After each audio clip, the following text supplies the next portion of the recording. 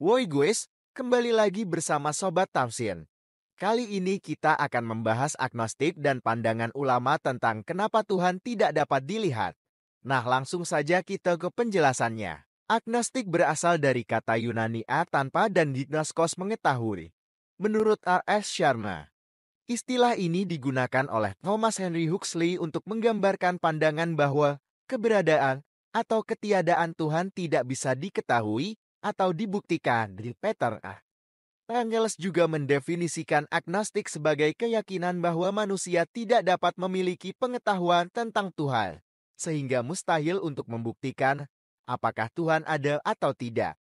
Istilah agnostik pertama kali diperkenalkan oleh Thomas Henry Huxley pada tahun 1869 untuk menjelaskan pandangannya bahwa ia tidak memiliki pengetahuan tentang Tuhan. Kata ini berbeda dengan gnostik.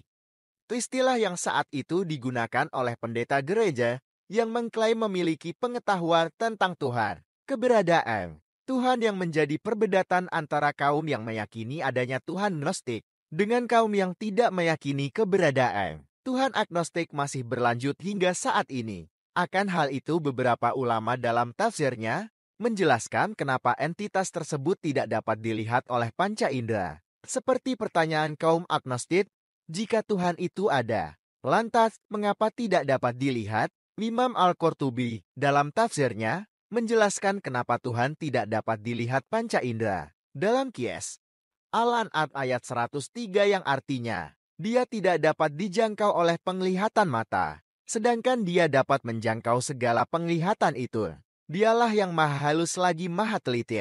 Mengutip dari riwayat Ibnu Abbas yang artinya, dia Allah tidak dapat dijangkau oleh mata di dunia, tetapi dapat dilihat oleh orang muslim di akhirat. Secara sederhana, jika Tuhan dapat dilihat sedangkan kita masih berada di dunia, sama halnya menyamakan Tuhan dengan kita. Apa tidak menjadi pertanyaan yang lebih membingungkan jika entitas Tuhan ternyata memiliki sifat yang sama dengan makhluknya? Terus apa bedanya Tuhan dengan manusia? Sebagai contoh kita dapat melihat gunung, karena gunung bertempat di dunia. Akan tetapi suatu saat gunung tersebut akan meletus dan menjadi gunung mati. Contoh yang lain kita dapat melihat api. Akan tetapi api akan padam jika sudah tidak ada sesuatu yang dibakarnya. Semua hal yang ada di dunia ini tidak ada yang kekal. Api yang kita nyalakan akan membakar sesuatu yang terkenanya.